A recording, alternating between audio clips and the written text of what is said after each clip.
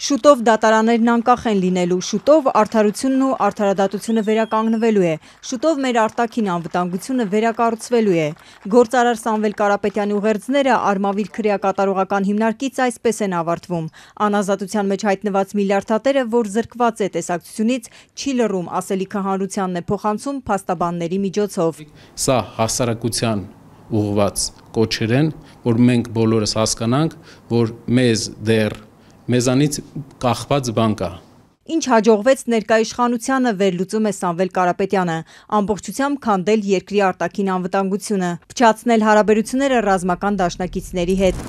Կորցրեցինք հազարամյակների բացառիկ արժեքավոր պատմություն ունեցող եւ արյան գնով պահած հայկական Արցախը, որից հետո խաղաղության պայմանագրի էժանագին եւ սուտ խոստումներով սկսեցին հատ առ հատ հանձնել Հայաստանի Հանրապետության տարածքները։ Սուտ խոստումներով, թե իբրև սրանից հետո ստորագրելու են խաղաղության պայմանագիրը, իր էժանագին կեցվածքով սկսեց վազել հարևան երկրների ղեկավարների հետևից, արժեզրկելով դարեր շարունակ հայ մարդուն վայել արժանապատիվ ապրելու հնարավորությունը։ Շուտով մեր արտաքին անվտանգությունը վերակառուցվելու է, իսկ արժանապատվությունը շատ արագ վերականգնվելու է, պայքարելու ենք։ Սամվել Կարապետյանը ենթադրում է Երևանում իրեն կալանավորել են Բաքվի պահանջով, նշում է 4 տարի առաջ նույն օրը Բաքուն իր նկատմամբ հետախուզում է հայտարարել։ Իրեն առաջադրված մեղադրանքը որակել է ապօրինի, փաստարկները սնանկ, պայքարելու ենք, գործարարի ուղերձները բանտից այսպես են ավարտվում։ Արդյոք Սամվել Կարապետյանի քաղաքական ուղերձները նշանակում են, որ մտադիր է ակտիվանալ քաղաքական կյանքում, ինչ է նշանակում պայքարելու կոչերը։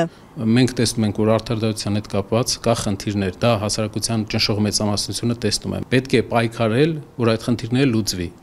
Ուզում եմ նաև շեշտել, որ քայլերը համարում ենք հասարակական օրենքի շրջանակներում քայլեր։ Կարապետյանները քաղաքական հավակնությունների մասին հստակ ոչինչ չեն ասում։ Գործարարի եղբոր որդին Նարեկ Կարապետյանն էլ Ազատության հետ զրույցում չցանկացավ դրա մասին խոսել։ Սամվել Կարապետյանը Ռուսաստանի եւ Հայաստանի քաղաքացի է, վարչապետի թեկնածու չի կարող առաջադրվել, իսկ հնարավոր է հերթական ընտրություններում սատարի որևէ ուժի կամ մարդկանց համախմբի այլ թեկնածուի շուրջ։ Ես հասցեատերը չեմ այդ խոսակցության, չի ուզենա պատասխանել։ Փոքրիկ խմբակ։ Սամվել Կարապետյանը վարչապետ Փաշինյանի ու իրավապահների թիրախում հայտնվեց հայ առաքելական եկեղեցին պաշտպանելուց անմիջապես հետո։ Վարչապետ Փաշինյանը սպառնալից արձագանքեց, թե պոռնկաբարո հոգևորականների, պոռնկաբարո բարեգործներն ինչու են ակտիվացել, ոչինչ, նորից կպասիվացնենք, ընդ որում ընդմիշտ։ Փաշինյանի գրառումից հետո իրավապահները գործի անցան։ Գործարարի առանձնատունը խուզարկեցին, իսկ հետո նրան կալանավորեցին, մեղադրում են իշխանությունը զավթելու կառավարությանը տիրանալու կոչերի համար։ Իմ կարծիքով վարկանիշ եւ լսելի ձայն ունեցող ուրիշ գործիչներ, թե մշակութային, թե ոչ մշակութային, տնտեսական, կա քաղաքականություն, որպեսզի լռեցնեն իրենց հետագա ինչ-որ գործողությունների, հետագա ինչ-որ պրոցեսներին դեմ չգնալու համար։ Ինչու են ուզում լռեցնել հատկապես Ռուսաստանաբնակ գործարարին։ Նարեկ Կարապետյանը դա կապում է հորեղբոր բարձր վարկանիշի հետ, իսկ իշխանամերձ շրջանակներից վերլուծում են, թե Ռուսաստանաբնակ գործարարը Կրեմլի պրոյեկտն է, որ եկեղեցու միջոցով փորձում է քաղաքական գործընթացներ հրահրել Փաշինյանի դեմ տիրանալ իշխանությանը։ Ինչ որ գիծ է տեսնում, թող հաշվի առնեն մի բան, դա ուղղակի ինչ որ հակազդելու գոնե փոքր նյութ գտնելու համար մանիպուլյացիա է,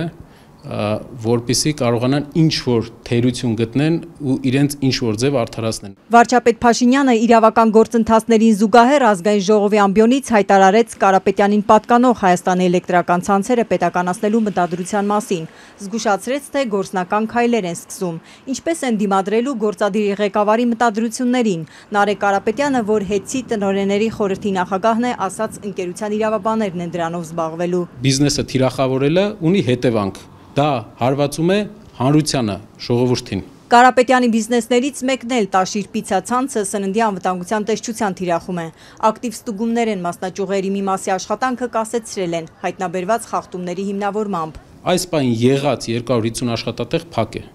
Դա լավ է թե վատ, թող մեր հանրությունը որոշի, Ստուգումների համար Տաշիր Պիցցա ընկերությունն է դիմել դեռ շաբաթներ առաջ, բայց այս մասշտաբի խախտումներ ու փակված մասնաճյուղեր մինչև Կարապետյանի քրեական հետապնդումը նախկինում չի եղել, սա Ազատության հետ զրույցում հաստատել էր նաև տեսչության մամուլի խոսնակը։ Նույնիսկ աբսուրդն էլ է մեղմ հնչում որպես քրեական գործ, շինծու է, ակնհայտ ապօրինի է եւ դրանով իսկ համապատասխանում է քաղաքական հետապնդման միջազգային չափանիշներին։ Ինչու Սամվել Կարապետյանի նկատմամբ ընտրվեց ծայրահեղ միջոցը կալանքը խիստ ռեժիմով սահմանափակումներով, փաստաբանների մեկնաբանմամբ քաղաքական հետապնդում է։ Նույնիսկ մեծ ցանկության դեպքում կոչ հնարավոր չէ գտնել Սամվել Կարապետյանի խոսքում։ Սամվել Կարապետյանին առաջադրված մեղադրանքը միջին ծանրության է, ճիշտ այնպես ինչպես Նոր-Նորքի թաղապետին, որ տեսախցիկների առջև ծեծեց քաղաքական ընդդիմախոսին, բայց չկալանավորվեց, հիշեցնում է փաստաբանների խմբից Արամ Վարդևանյանը։